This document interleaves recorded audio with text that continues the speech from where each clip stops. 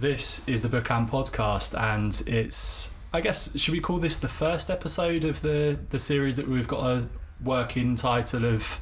I think so, yeah. I've never understood the process of delineating pilots to be honest, I wasn't sure about if pilot was the correct term for that first one. I mean, maybe it fell short of what a pilot needs to be. Maybe it wasn't. It was half-baked in terms of what a pilot should be. But I don't know. Let's call this maybe the brainstorming episode. I like that, 100%. Yeah, because essentially what we want to do, we sort of introduced the idea behind the series, the things we wanted to tick off. Yeah. Now I guess we want to work on potential topics. Definitely. Yeah, I feel like we're both on the same page about where we want to go with this series. So as you say, it's just honing on some topics that we can cast a meaningful amount of light on, I guess. Yeah, and we've bounced a few between ourselves. I think let's just get straight into it and sort of list a few, because I've got a list of them, and then we'll work through them, see if we think that would work, see what the difficulties might be about discussing it, and just go from there. I'm sort of just itching to get on if you're happy to. 100%. Yeah. Definitely. So the first topic, and this was I think one that you mentioned actually in the previous episode about COVID. Yeah. And I think you put it as, I might be wrong in quoting you this, but paraphrasing, it was, are we doing the right thing? Yeah. Yeah, so I think I'm curious around, and again, this is something where we would massively benefit from having an expert or specialist or someone with more, perhaps some lived experience or perhaps some more analytical data to represent the subject more faithfully. But like when you go on the news, every other country is wearing masks. We are very much the outlier. If we should be wearing masks now, what are we waiting for, which would make us stop? Is the long term just everyone wears masks forever? Because that doesn't seem, I mean, call me old fashioned, but that doesn't seem to be a particularly enjoyable world to live in. For me, 100%, to be honest. Again, maybe I'm alone in that one. Maybe masks are fine and people are largely to adapt to the change and kind of what's happened. Should we be wearing them when we feel ill and not when we feel fine? If I have a really bad cold, should I be wearing one day? And then actually, I think a lot of Asian countries did this before COVID, didn't they? Yeah, so I particularly noticed this in London, particularly mostly Chinese tourists. I noticed they'd often have face coverings on. And I think I don't know if that's part of they're more hot on infectious diseases over there, or because I know in China, particularly Beijing, they have really bad air quality. So also maybe there are benefits we don't even necessarily think. We're thinking all about COVID and thinking about protecting us against infectious diseases, but there might also be a possible benefit to all the pollution you might be experiencing in your daily life. But I feel like that is a somewhat because I agree with you, but I feel like that also makes the issue a lot more complex, because if I wear a mask, it's to stop me giving you COVID. It's entirely selfless. Yes. If I wear a mask and you don't wear a mask and you've got COVID, I'm still getting it. Mask doesn't really help that way round. It stops you giving it, not you getting it. Whereas the way you're describing it, around pollution, air quality, for example, I wear a mask for my benefit. Okay. So I feel like there's this selfless element to COVID mask wearing, where you're wearing a mask because of vulnerable people around you, because of your elderly relatives, because there's that kind of, I guess, communitarian aspect, which there isn't in a lot of kind of, which, as I say, there is with other infectious diseases.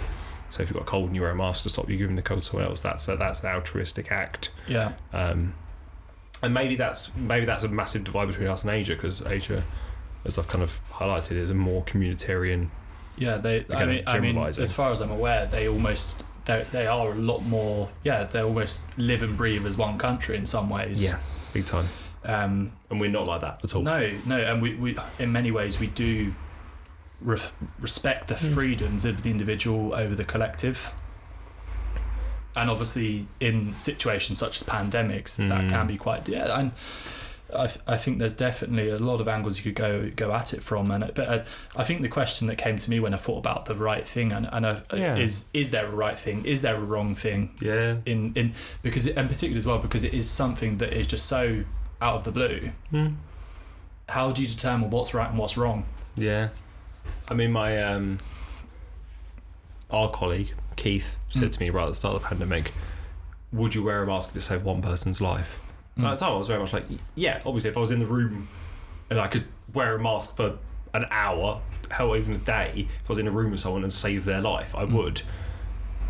But even if that were true in the modern state, in the modern state of things, how we are now, I don't know how to balance that, because I feel like as individuals we would, but I feel like that will always be the case. We will always wear a mask for another year and save another person's life. So is that, I don't want to sound harsh, but like, is that the right thing to do? Is that the right way to look at it? It is a very tricky one to navigate. And do you know, maybe you won't get this parallel, but it reminds me of this this notion of, and I can't remember which president it was, but it was the case of before they could press the button to sort of set off like this nuclear I think it might have been during the Cold War, but yeah, to sort of before they set off the button, they had to kill someone. And I don't know if it was just a hypothetical thing of just saying, look, if you're going to do this, you're going to unleash untold horrors on how many millions of people. And it's so easy to sort of divide yourself from that and go, oh, but I'm behind this screen. And in some ways, I guess because you wouldn't necessarily see the fallout of you wearing a mask or not wearing a mask. You don't. There's no tangible way of you seeing, okay, I've infected this person or haven't infected this person.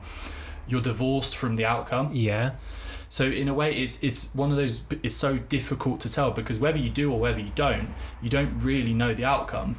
You don't really know the individual role you play. So it's hard to really then. Also, I feel like saying you're divorced from the outcome kind of makes it sound like, not that you don't care, but that like you're not thinking about it in a way. You're not. Because if you really thought about it, you would see that you'd see the outcome of your actions, and you'd, by being divorced from that, you're kind of not implying, but you're kind of alluding to that idea that if you're divorced from the outcome of your actions, then you're not really thinking about it. And if we all thought about it, but there's actually a very old philosophy experiment which kind of debunks, or I guess puts a spanner in this. You ever heard of the trolley car? The trolley car? The trolley problem. I think it's called the trolley problem, is the official name of it. Go on. So the trolley problem, there's a train hurtling towards 5 people. Oh yeah, go on. But yeah, I'm familiar with that. You pull the lever.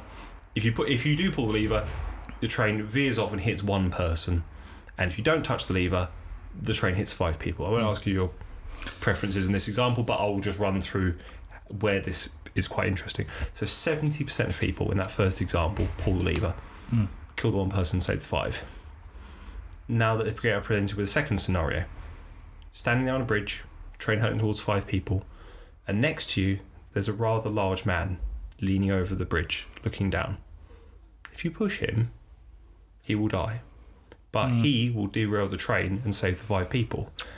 When you present this example to people, 70% of people wouldn't push the man over the bridge. So there's a large number of people who change their mind. Now we could either say they weren't thinking properly in the first place, and now with this new insight of, oh look, you're next to this person and that feels wrong, so therefore.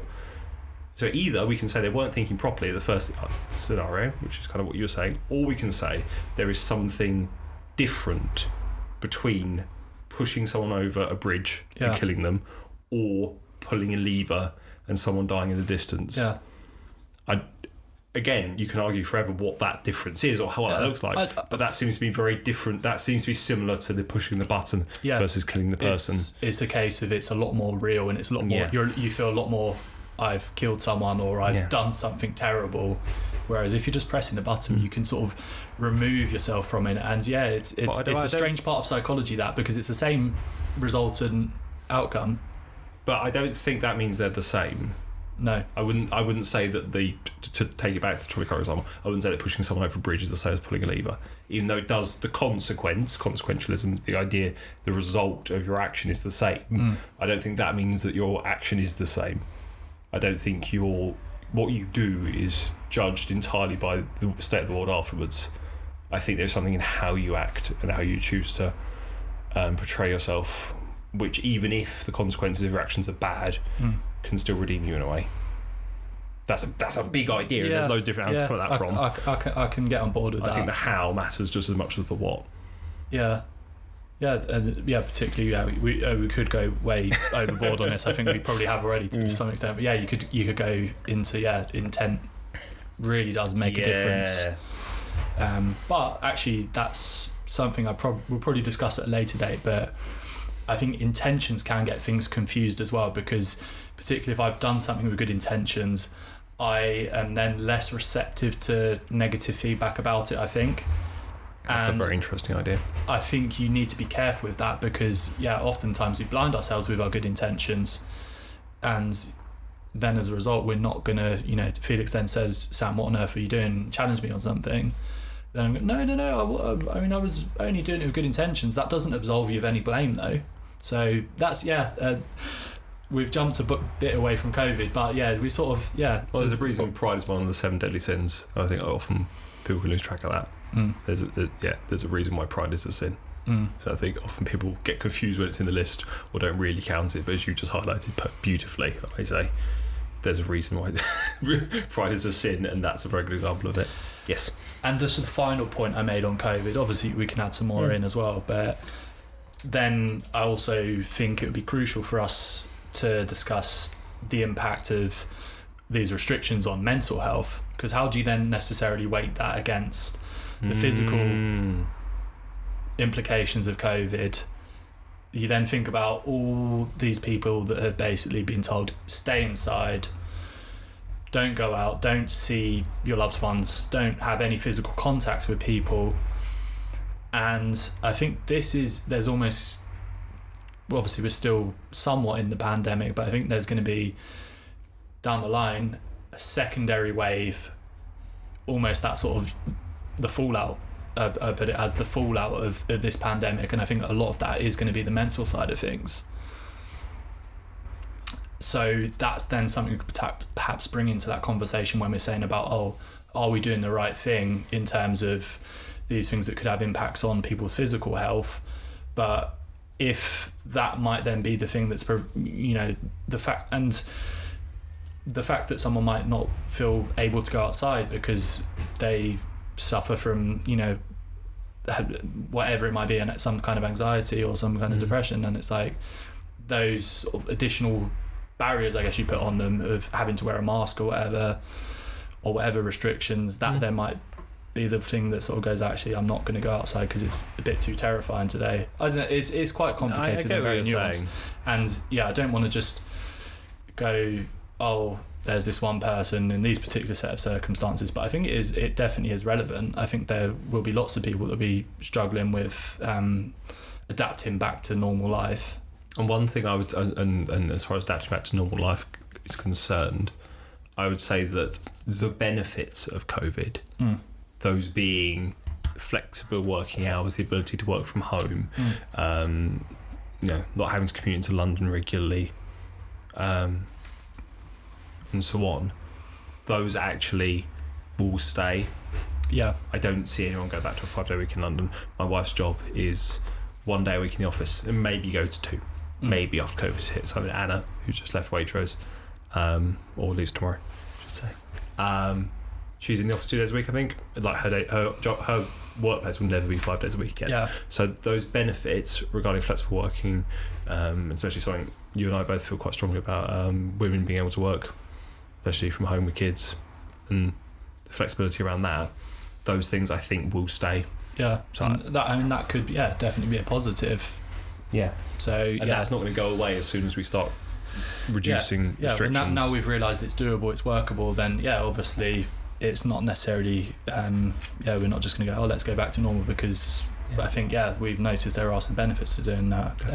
People's mental health, the freedoms you give them won't be expected of them in that way. The ability to go out won't be the mandation of going out. You don't have to go out for work, but you can go out if you want to. Okay. It's a lot more freedom. I did say it was going to be like a very brief one on each topic, and we've gone pretty much 15 minutes into COVID. Were there any bits that you wanted to add on to that, or that was just a quick discussion of that? So the next one that we mentioned was potentially covering cancel culture, and I've just got a few questions relating to that. So what is the goal of cancel culture, do you think, Felix? as I said in the last episode, I genuinely believe that everyone has got good intentions. I believe everyone is as truthful as they can be, as honest as possible, and I feel like people genuinely want the best. So I genuinely think that the point of cancel culture is to make the world a better place, is to call out. But hang on, using that same line of logic, then the people that are being cancelled, do they not have the best intentions in what they're saying? Yeah, of course they do. Yeah, 100%.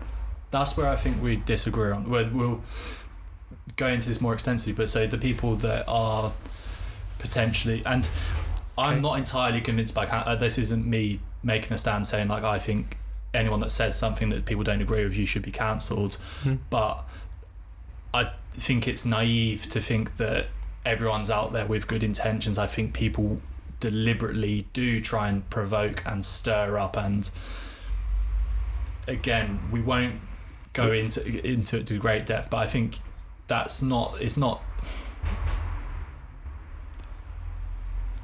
in my view, it's not, people aren't as nice as you think they are.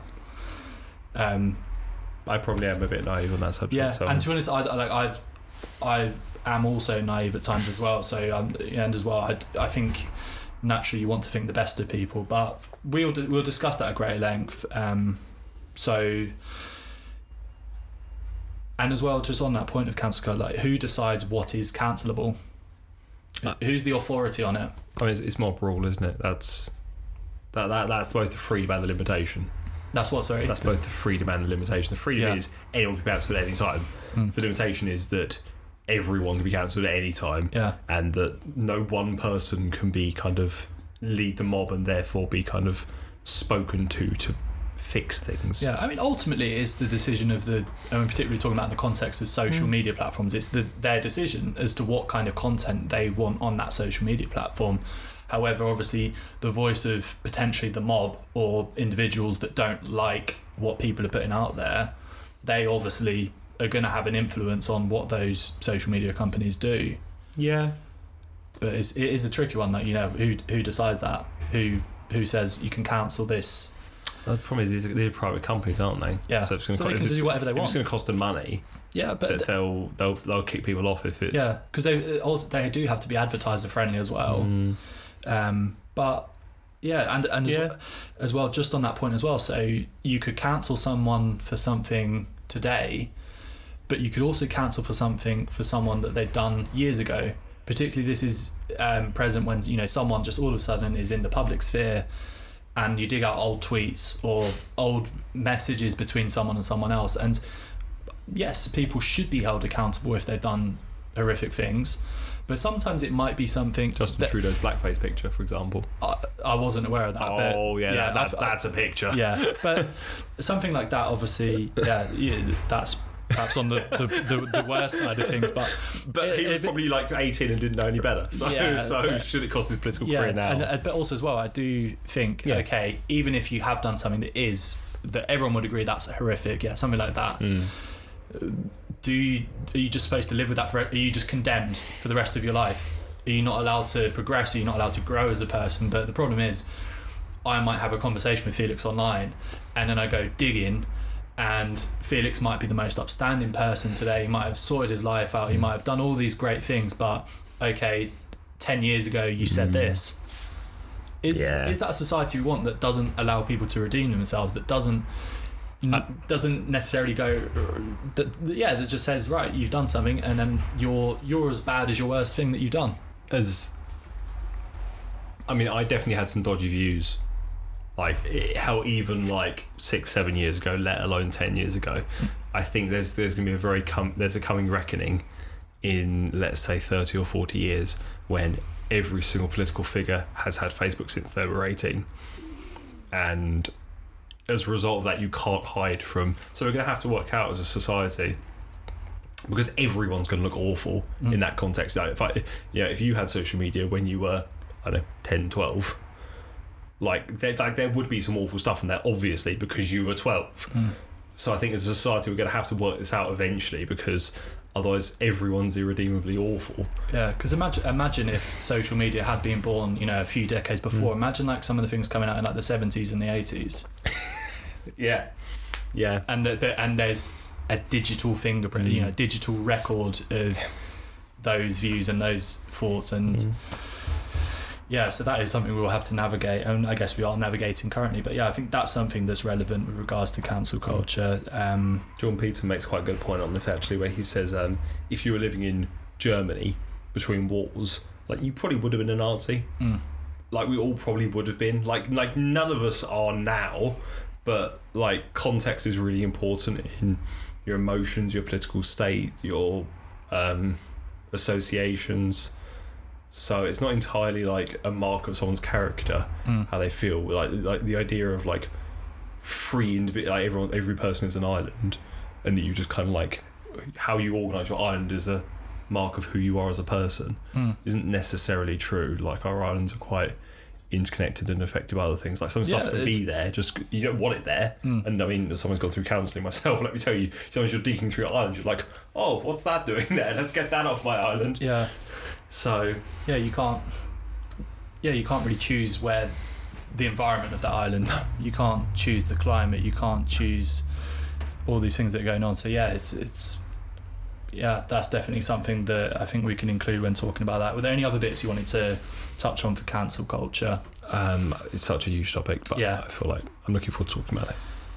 And that then brings us on to the next one of feminism, which I think will be definitely an interesting subject to talk about. Talking about what does it mean, and how is it effective today? What else needs to be done? I think we'd probably agree there's quite a bit, but that's something to discuss. And so I think some people do have this feeling of, what do you want? We're equal. Yeah. But I think there are, at least for me anyway, I see a number of symptoms that things aren't quite all right.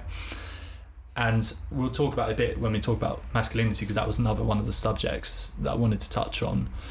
But I think, it's instead of dealing with those symptoms, dealing with those problems, some people will deflect it. But men have problems too, and men do have plenty of problems, but it's a separate issue. It's not okay, we're going to try and work through some of these problems that women might have to be dealing with. We really want to make some progress with them. We want to, have some constructive conversations about them. That then doesn't mean you go, oh, but what about men? Yeah, men do have issues too, but let's save that for another day. It's not a response. That shouldn't be your first response to women have problems. Let's talk about these problems. Let's deal with these problems. That just shows you don't really care.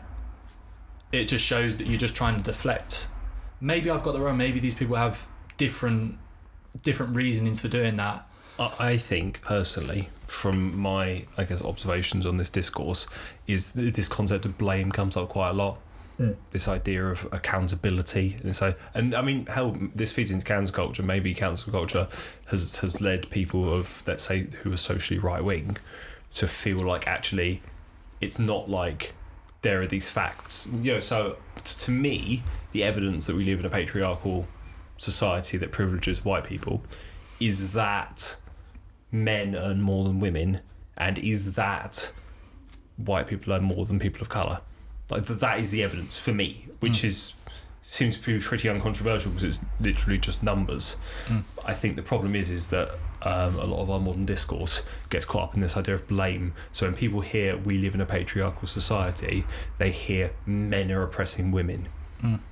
They don't hear that women aren't achieving the same as men in society, because to me that's an interesting place of like, okay, so why aren't they? Like, let's talk about this. Like, I mean, no one will achieve 100% the same, but we can definitely move towards a space of greater equality, unless there are relevant genetic differences, which I personally don't think there are. Some people do.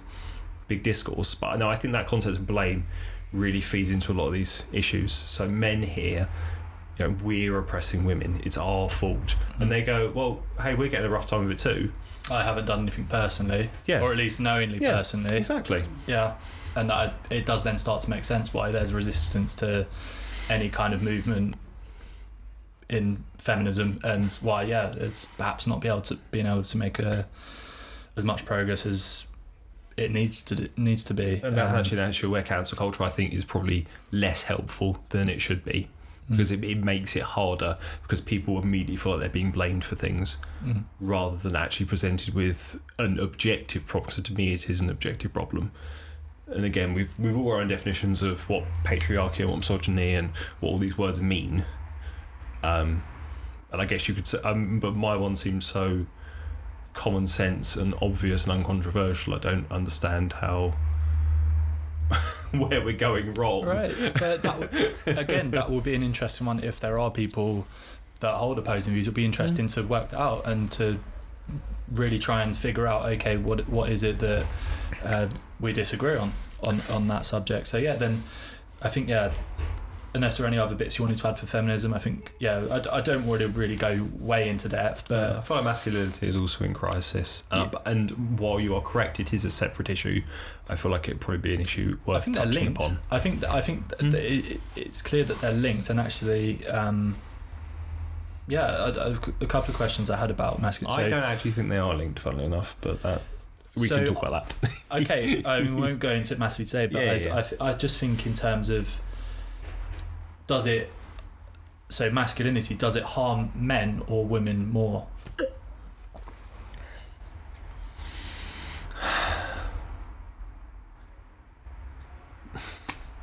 I guess it depends what you mean by the word harm. I hate saying that, but physically, women, obviously, that's not even a. But you could also argue that male on male violence is a huge thing as well. It's not just women that get hurt from. And I guess I hate using these buzzword phrases, but like toxic masculinity we're talking about. I'm talking about the harmful sort of strain of masculinity. Of course. But there's also quite a large number of men that get hurt by men. That's true, but I would say that,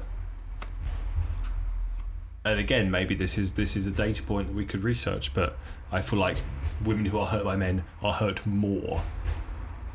Because men are, I mean, again, I'm using broad sexual definitions here, but men generally have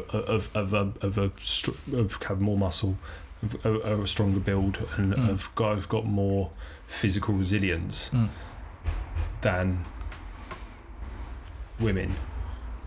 So therefore, while the rates of male and male violence may be higher than male on female violence, the resulting injuries and physical trauma of those interactions, I would say my intuition would be that women are worse off. Maybe I'm wrong. Again, it's not a game of top trumps. No. And of course not. Because the thing, I can ask a very simplistic question like that of like, is it worse for men or is it worse for women? And you lean to one based on what you can think of. And I don't think there is a simple answer, but it's almost just to provoke a conversation of, okay, what is masculinity just bad for men? Or is it also bad for women as well? Which I think we probably agree it's both. But then discussing which things. I think emotionally it's far more damaging for men. And socially it's far more damaging for men. And so I think that's definitely something we can delve into, masculinity, and potentially explore that link. And again, I did make the mistake of saying, it's linked to feminism, but feminism is different from femininity. Again, that's something I will personally have to be careful of, not just talking about this, but other things as well. And, if I'm ever wrong on my wording or my language of things, then, call me out, either you or anyone listening that then realise that, hang on, you haven't quite got that right, because I'll get plenty wrong. That included. So, I think, we can explore the link between masculinity and femininity, see if there's something going on there, working out what does masculinity mean to each of us, what does it mean to other people, the archetypal Jungian perspective of the eternal mother and the father figure and all that stuff. Plenty to get into. And then another one that I've started, is the last sort of main topic, is racism. And there's just so many different angles you could go off on that, and I think it's an important conversation to have. What does racism look like today? How do we move forwards? And one as well that I think, it goes back to that sort of whataboutery. And again, this is my stance on it, is a conversation to have separately, but white people have problems too. Mm-hmm.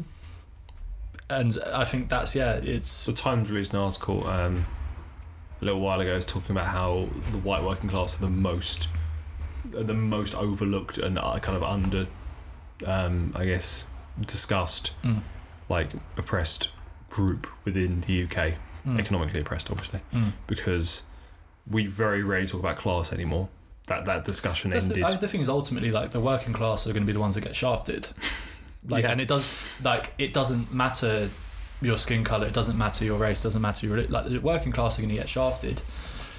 So there is an element of that, but if we're talking about in the context of racism, and we're talking about, right, these are the problems that black people might be having, or these are the problems that, you know, minority groups might be having, to then what about?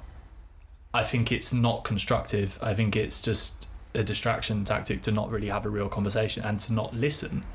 If you're coming to me with your problems, Felix, and I say the first thing that comes out of my mouth, or, you know, quite early on in that discourse is, oh yeah, I have loads of problems too. Do I give a shit about your problems? Am I prepared to listen to your problems? Yeah. Do I want to sort of make any real progress on your problems? Maybe next week, once we sorted Felix out, we've worked through whatever you're dealing with, we made a bit of progress, then I can go, actually, do you know what? Yeah, we've had that conversation. As long as you're good, let's talk a bit about some of the things I might be experiencing or I might be dealing with. But I don't think it should be your default response to say, but I'm having problems too. And I think that's not just in regards to racism, that's with everything. I would say I agree with you, of course. I would say that there's an alternate behaviour people often engage in, which is easily misconstrued as the first one, which is when people sometimes bring up their own problems to completely change the subject and completely make it about them, or to say we're all struggling, so deal with it. Right. What you can also do when someone's talking to you about something they're struggling with is bring up examples where you've struggled with that thing, or you are struggling with ideas that are similar, as a way of relating to someone. Yeah, no, I agree. And to be honest, but I think that is feasible. But how productive is it? I don't know, I guess. Particularly if it's something I know you wouldn't have experienced. And I'm trying, because I think that's when generalising it to problems in general, it's maybe you could come up with that stance. But if I'm trying to explain to you problems that I have in general, or trying to look for solutions to stuff that's going on, and you're then just listing off problems in general that you have, you're not prepared to listen to my side of the story, or my insights that you couldn't possibly see. I think that's the difference when you frame it in terms of racism. And maybe I sort of overgeneralised. No, I think that's very true. I've got a question for you actually about this. Do you think that racism and sexism and homophobia and, I guess, what's called transphobia, are all examples of bigoted, tribalistic, in-out group mentality? Or do you think there are kind of relevant, important differences between them? Okay, so are they kind of different kinds of hate? Are they the same thing in different hats? So, do you know, funny enough, actually, I was going to make pretty much what you said, I was going to make a point about this, and it was actually... So I want to almost deflect this question back to you, but again, I don't think this is a question we can answer today. But actually, I really wanted to touch on this. So if one person stops, hating or being bigoted towards, however you want to put it, towards a particular person or group, will they not just move on to hating another particular person, group, or just hate indiscriminately? Is that hatred just intrinsic to some people? It may not necessarily throughout their whole lives, or just for a period of life, and they're just going to be hateful towards people, whether they come from a different group or whether they're a different gender, whatever it is. Are they just going to be hateful? You can touch on it, Okay. Okay, so to get the obvious out of the way, tribalism, in-out group mentality, bigotry is fundamentally part of our species. It's been proven anthropologically, it's provable in most given discourse around politics, it's proven in general conversation. We've got this strong idea of this is my group and I define my group by excluding other people. Right. Like the only reason like countries matter, the only reason I think I'm English is because there's a group of people that aren't English. If everyone's English, I wouldn't care. Like, and there's an example of air breathing. So like oxygen lovers. Like, I don't consider myself an oxygen lover. It's not part of my political identity. And as soon as a group comes up, what saying, is an oxygen lover? I'm not. But you're an oxygen lover. You like breathing, right? Okay. But it's not relevant. It doesn't matter. Yeah. You don't think about it. Yeah. And then as soon as a group pops up saying we're really anti this oxygen stuff, we should get rid of it, then it matters. Politics is defined in opposition to other things. Yes. Not for things. Is the basic idea. So this is a very controversial idea, but this is, I think, somewhat true at least. We define ourselves against stuff, not for stuff. If you accept that, then you accept that effectively we're tribal and we effectively be like this in-group, out-group bit. And if there isn't an out-group, there can't be an in-group. So obviously this is part of our nature. However, I think that we've shown over time, and on many issues, we can transcend our nature and work together as a collective for greater goals. I think also we are far more... Have you ever heard of the chimpanzee mind or the chimp brain paradox? Or the book? Chimp paradox, yeah. I've read it. Yeah. Of course you have. The idea is that there's a little animal inside your head that reacts to things instinctively, and it's your choice, your responsibility as like a responsible adult to go, no, chimp, come on, we're going this way. Yeah. But is everyone able to tame their chimp? That's the question. I mean, that's a huge question. I think so, and I think also your chimp is far more in control when the adult in you is panicking and stressing about other stuff.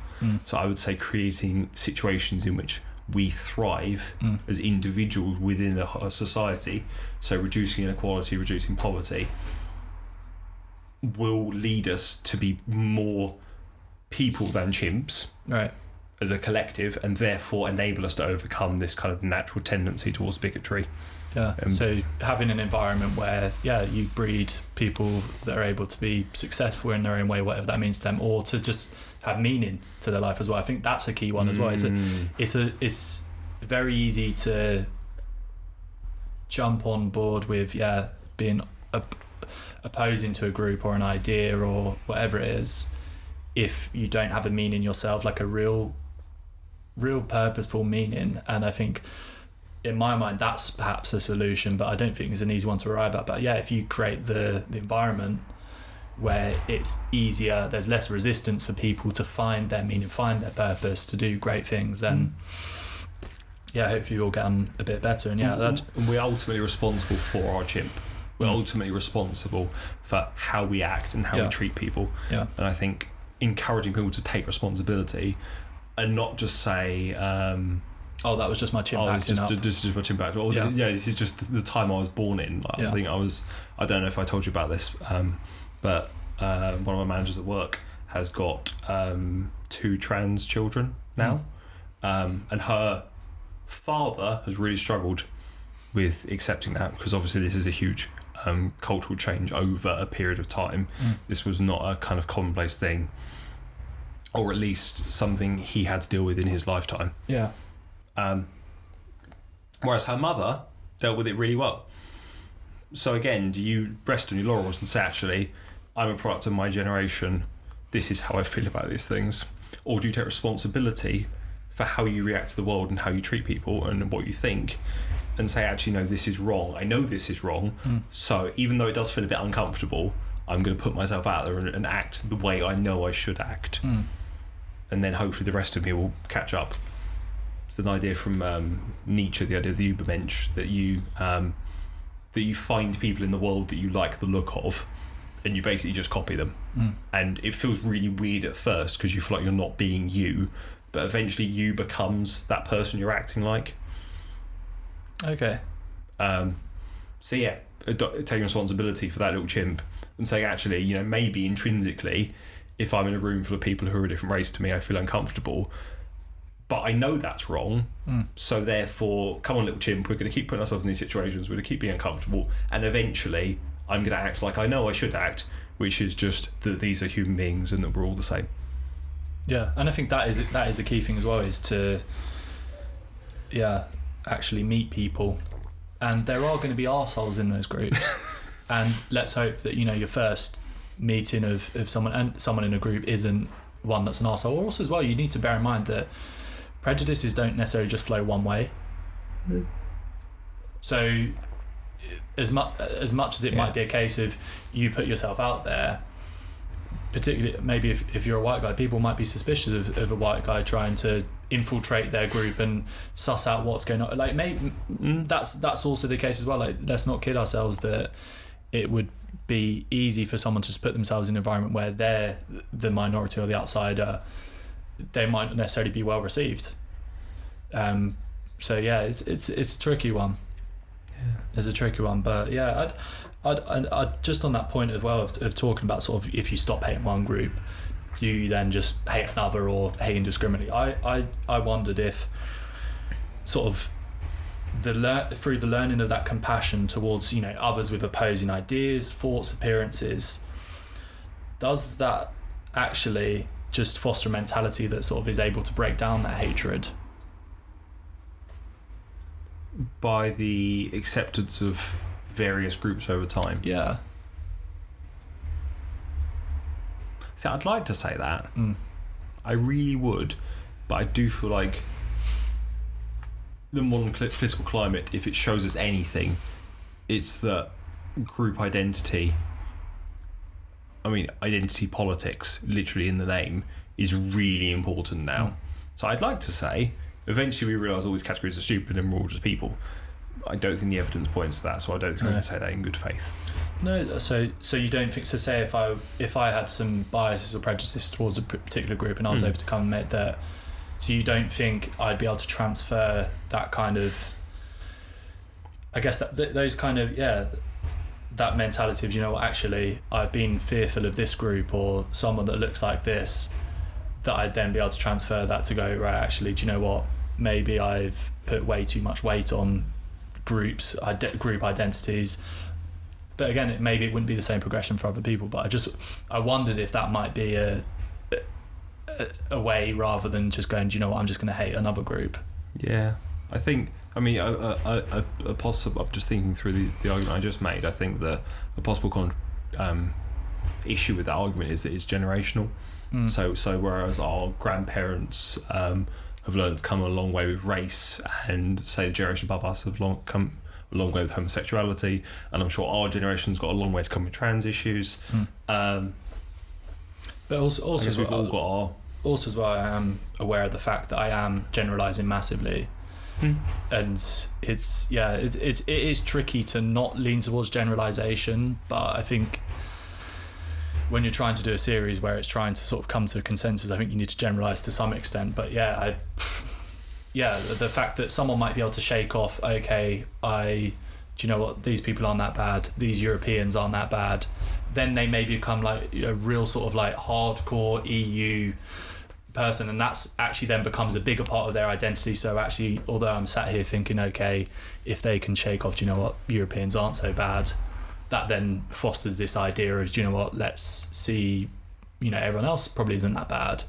But actually it could then become a bigger part of their identity, and they go, do you know what, I'm now European, and then everyone else outside of that is that kind of post-change complacency. Yeah. After you've gone through that transition and kidnapped your chimp and made yourself act like a responsible adult, you now feel like, you know what, I've got this, I've done this, I'm good. Yeah. And you then refuse to acknowledge other areas you need to progress on. Or, I think that's a real potential issue. And I would also say that people probably choose the easiest issues to deal with first, which is productive and useful, but also like the difficult issues are probably the most important ones. Agreed. So like, let's say I've got a small amount of homophobia in me growing up. I probably did, because my dad was very homophobic. I dealt with that very young. And I don't know, let's say that I know race was a bigger factor for me growing up. It wasn't, but let's say that there was. My dad was a racist as well. Let's say he wasn't, but let's say he was. I could deal with the homophobia, and then like not deal with the racism, or the racism could be more difficult. And I could think that, and I think also when you achieve something, and you know what a roadmap looks like from I was bigoted, now I'm not. You can think that is the roadmap, right? And when you go to another subject, which is perhaps way more difficult, and that road is longer, you might think, actually, the roadmap I used isn't working, so therefore, there must be something here. And then you go into to rationalizations of your bigotry, as opposed to, I guess, acknowledging that it's a much larger process for this one issue rather than the other. Yeah. I'm with you on that. I mean, that seems like a massive... And as we do have a tendency, if something's easy to do, if something isn't an awkward thing for us to deal with, then we're probably going to choose that one over the one that is difficult. And as you say, if we've worked on one thing, then we might feel like, we've done it, we've done our bit, we've overcome our bias and our prejudice, that's it. But it's something that the goalposts are going to be constantly moving. And I think if you think you've completed it and you're wise enough to have overcome all these things, then you're really not. I think viewing it as a process that can end is probably not very helpful. Like I will probably always have things to work on, and I probably always have places to go with equality and acceptance. I think everyone will. So I think that in that way it's more useful, rather than viewing it as a thing that I have done. Viewing it as a thing that we are all always doing is a lot more. Yeah, it's something that has to be active, and as well, I think it's going to be, particularly in some areas, something that's going to be very difficult to get right over the short term. So if we're just going, right, we've dealt with this, we've made these changes, we're all good as society, as individuals, let's move on, is something that's going to then probably perhaps unfold at some point in the future. So it's something that's proactive, they're going to have to be proactive about. But and then the last few topics we said to talk about potentially were gatekeeping, this idea of gatekeeping. I quite liked that, because I'd heard the term before, and you mentioned it to me and you sort of gave me your definition. I was like, actually there's a lot of potential to talk about gatekeeping, either as individuals, what we sort of restrict ourselves from, also as well as groups of going, Felix eats meat once a month, so can he be a vegetarian? I think there's a lot of things we could discuss with that. Purity politics, almost, in a way, like a it's kind of like a kind of almost a branch of virtue ethics. It's who you are as opposed to what you believe. Right. It's kind of like, are you really a vegetarian? Have you got this kind of? It almost makes it like it's kind of like club membership. It's kind of property. It's very exclusionary, and that probably goes back into a lot of what you were saying earlier. It's almost defining you by the opposition, and it's like you're not this, so you can't be one of us. And I think also for people, especially people who've had a very difficult childhood or very difficult upbringings, if I know, being a Linkin Park fan, to age myself a little bit, is like a major part of who you are, right? And the popular kid in school says they also like Linkin Park, you might go, oh yeah, they like Linkin Park, but they like the most modern stuff. They don't really like hybrid theory like I did, or they don't like this. Like they gatekeep in the way of kind of protecting themselves, because they are the person that likes Linkin Park, and if they haven't got that, they haven't got anything. So if the popular kid also likes Linkin Park, then they just kind of feel like an inferior version of that person. Yeah, no, that makes sense. And I think that feels like a very childish mentality. I'd hope that doesn't continue into later life, but I fear I may not be right on that one. So no, I think that's a very relevant point to bring up. I think a lot of people do define themselves in that manner, and it is childish, I'd say, but I think we all engage in it to some extent.